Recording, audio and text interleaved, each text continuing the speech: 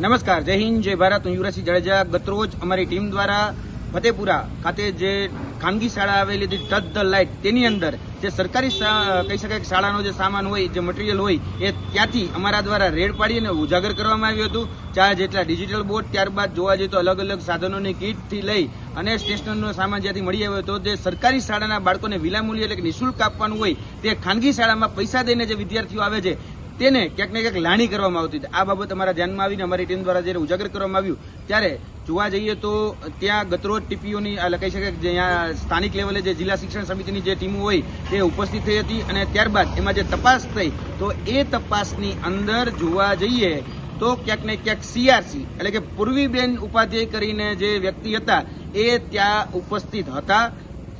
કહી શકાય કે ત્યાં દલીલો પણ કરતા હતા અને એવું કહી રહ્યા હતા કે આ મારા ક્લસ્ટરનો સામાન છે અને હું એને ગમે એ રીતે વાપરું, મારા ભાઈની શાળા છે ત્યાં મેં આ ટ્રાન્સફર કર્યો છે, મેં ખોટું શું છે, આ પ્રકારની વાતો મૂકી રહ્યા હતા. પરંતુ અમને પ્રશ્ન એ થાય છે કે આજે એ સીઆરસી જે હતા પૂર્વીબેનને સસ્પેન્ડ કરી દેવામાં આવ્યા છે એના પદ ઉપરથી. પણ અમારો સવાલ એ છે કે એને પદ ઉપરથી સસ્પેન્ડ કરવાથી શું આખો મામલો જે છે એ દબાઈ જવાનો છે? જવાબ છે ના. અમારી માંગણી છે કે ફક્ત સસ્પેન્ડ નહીં, એની ઉપર કાયદેસર રીતે ફોજદારી ગુનો દાખલ કરવામાં આવે અને એ ફોજદારી જે કાર્યવાહી છે એની પર કરવામાં આવે, જેથી કરીને જોવા જઈએ તો જે માલ સામાન જે હતો સરકારી શાળાનો અને સીઆરસી કોર્ડિનેટર જે હતા તો એના ક્લસ્ટરનો જે સામાન આજે ખાનગી શાળા એટલે કે ટચ ધ લાઇટ કરીને જે શાળા હતી ત્યાં પહોંચાડવામાં આવ્યો હતો. તો એ હોદ્દામાં ઘણા બધા લોકોએ આની પાછળ એ બીઆરસી ભવનથી લઈ, સીઆરસી ભવનથી લઈ, ડીપીઓથી એની ટીમ અનેક વખત જોવા જઈએ તો ગ્રાઉન્ડ ઉપર તપાસ કરતી હોય છે. તો એને અત્યાર સુધી શું તપાસ કરી? એટલે જવાબદાર ટીપીયુ હોય, ડીપીયુ હોય, સીઆરસી હોય, બીઆરસી હોય, જે પણ હોય એને સજા થવી જોઈએ. તેની સાથે સાથે આ શાળા એટલે કે ટચ ધ લાઇટ કરીને જે શાળા છે એ શાળાના ટ્રસ્ટી છે અલ્કેશભાઈ પ્રજાપતિ. આ અલ્કેશભાઈ પ્રજાપતિ છે ભોજેલા પ્રાથમિક શાળાના આચાર્ય છે. હવે ભોજેલા પ્રાથમિક શાળાના જે આચાર્ય આ પ્રાઇવેટ એટલે કે ખાનગી શાળાના જે ટ્રસ્ટી જે છે, તો અમને પ્રશ્ન એ થાય કે હજી સુધી એની ઉપર કેમ તપાસ કરવામાં નથી આવી? વાત બીજી, હજી સુધી ટચ ધ લાઇટ કરીને જે શાળા છે એના સીસીટીવી શા માટે જપ્ત કરવામાં નથી આવ્યા? શા માટે અને કોના ઈશારે આ જે કહી શકાય અલ્કેશ પ્રજાપતિ કે એના જેવા બીજા જે અન્ય ટ્રસ્ટીઓ જે છે એને બચાવવામાં આવી રહ્યા છે? અહીંયા ફોજદારી ગુનો શા માટે નોંધવાનો હતો? કારણ કે આ માલ સામાન છે એ ચોરી કરેલો હતો અને ચોરી કરી અને પોતાની ખાનગી શાળામાં ક્યાંક મૂકવામાં આવેલો હતો. એ અમારા ધ્યાનમાં અમે ઉજાગર કર્યું. તો હવે ક્યાંક ને ક્યાંક એસઆઈટીની રચના કરી ભીનું સંકેલો સમિતિ એ લાવવામાં આવી હોય એવું મને સ્પષ્ટપણે લાગી રહ્યું છે. એટલે ભીનું સંકેલો સમિતિનો અમે વિરોધ કરીએ છીએ. આમાં કાયદેસરની કડક કાર્યવાહી થાય અને ફોજદારી ગુનો દાખલ કરવામાં આવે. જે પણ જવાબદાર હોય એને જેલના સળિયા દેખાડવામાં આવે. ફક્ત સસ્પેન્શન નહીં, ક્યાંક ને ક્યાંક ટર્મિનેટ કરવાની જરૂરિયાત પડે તો એને ટર્મિનેટ પણ કરવા જોઈએ. જે એના પાછળ જવાબદાર જે બીઆરસી, સીઆરસી, ડીપીઓ જેની ફરજ હતી એ સ્થળ ઉપર મુલાકાત લઈને માલ સામાન છે કે એને ચેક કરવાની, તો એ આટલા વર્ષથી કરી શું રહ્યા હતા? કારણ કે 2023-24ની જે કીટો હોય, 2023-24નો જે સામાન હોય એ અત્યારે ડિજિટલ બોર્ડના સ્વરૂપમાં પણ તમે શાળામાં જોયો હશે.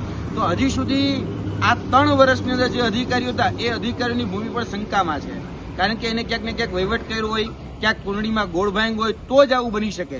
એટલે અમારી આ માધ્યમથી માંગણી છે કે જે પણ જવાબદાર હોય એની પર ફોજદારી ગુનો દાખલ કરવામાં આવે અને જેલના સળિયા દેખાડવામાં આવે. અલ્કેશ પ્રજાપતિ જેવા જે લોકો જે છે જે કહી શકાય કે સરકારી શાળામાં ક્યાંક આચાર્ય છે અને આમાં ટ્રસ્ટી પણ રહેલા છે, તો એની પણ ઉલટ તપાસ કરવામાં આવે. અને સીસીટીવી જે છે આ ટચ ધ લાઇટ સ્કૂલના એ કેટલી વખત અલ્કેશ પ્રજાપતિ સરકારી શાળાના સમયની અંદર આ પોતાના ટ્રસ્ટમાં પોતાની જે ખાનગી શાળા છે ત્યાં આવી અને ફરજ બજાવતા હતા એ પણ ચેક કરવામાં આવે. એટલે હજી સુધી સીસીટીવી જપ્ત કરવામાં નથી. એવા માંગણી કરીએ છીએ કે ફક્ત સામાન જે છે એ અત્યારે જપ્ત કરીને સીલ કરવામાં આવેલો છે.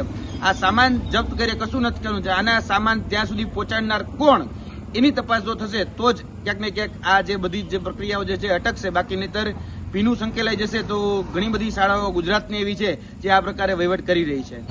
સલરાના જે કોર્ડિનેટર હતા એટલે કે સીઆરસી જે હતા એ પૂર્વીબેન ઉપાધ્યાય હતા. એ પૂર્વીબેનને જે સસ્પેન્ડ કરવામાં આવ્યા છે, પરંતુ ત્યાં ચાલતી એક ઉત્તર બુનિયાદી શાળા હતી. જ્યારે આજે રાજ્ય સરકારની શિક્ષણ વિભાગની ટીમ જ્યારે સ્થળ ઉપર પહોંચે છે ત્યારે એ સ્થળ ઉપર જોવા જઈએ તો બાળકો આજે દેખાડવામાં એટલે કે ઉપજાવી કાઢવામાં આવ્યા.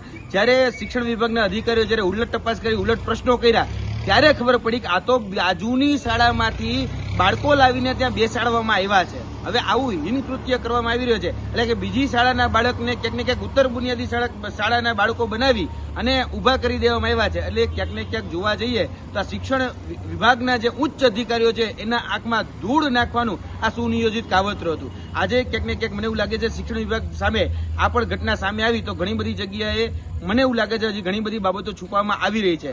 આ ઉત્તર બુનિયાદી શાળા છે એની પણ ઉલટ તપાસ કરવામાં આવે. ક્યાં સુધી અત્યાર સુધી ત્યાં ભણતા જે બાળકો છે શું એ ભૂતિયા હતા એની તપાસ પણ કરવામાં આવે. અને અત્યાર સુધી જે પણ જગ્યાએ પૂર્વીબેનની જે ભૂમિકા જે પણ સીઆરસી તરીકે કે રહી હોય એ બધી જ જગ્યાએ બધી જ શાળાઓની તપાસ કરવામાં આવે. કારણ કે આટલો બધો સામાન 4 ડિજિટલ બોર્ડ હોય, લેપટોપ હોય, સ્ટેશનરી હોય કે બાળકોને મળતી અલગ અલગ કહી શકે કે જે કીટ હોય, ડ્રોઈંગની કીટ હોય કે બીજી અન્ય જે કીટો હોય કે પિટારા હોય, જાદુઈ પિટારા, આ બધી જ જગ્યાએ અહીં એક જ જગ્યાએ ખાનગી શાળામાં આવી જાય છે. તો કેટલી શાળામાં ત્યાં બધું ભેગું કરવામાં આવ્યું છે એની તપાસ થવી જોઈએ. કારણ કે આ જે છે એ સરકારી શાળા અને સરકારી માલ સામાનની ચોરી છે. એટલે ક્યાંક ને ક્યાંક આ સરકારી તિજોરી ઉપર ક્યાંક ને ક્યાંક તડાપ મારવામાં આવી છે. એટલે આ બિલાડીના દૂધના રખોપાની ક્યાંક ને ક્યાંક આપણે જે જવાબદારી સોંપી હતી એ બિલાડા ઉપર પણ કાર્યવાહી થવી જરૂરી છે. સસ્પેન્શન નહીં, ટર્મિનેટ કરવામાં આવે એવી મારી માંગણી છે.